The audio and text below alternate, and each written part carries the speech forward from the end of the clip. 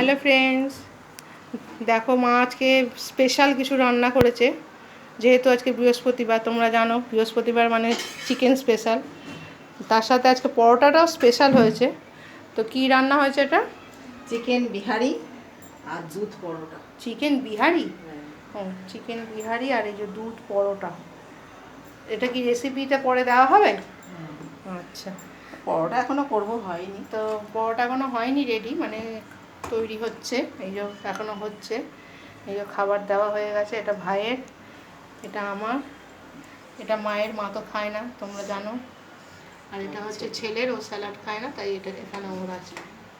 তো এই হচ্ছে আজকের মেনু।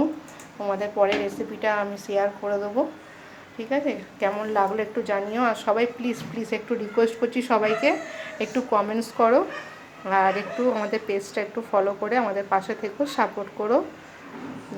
সবাইকে আপাতত গুড নাইট, শুভরাত্রি, টাটা।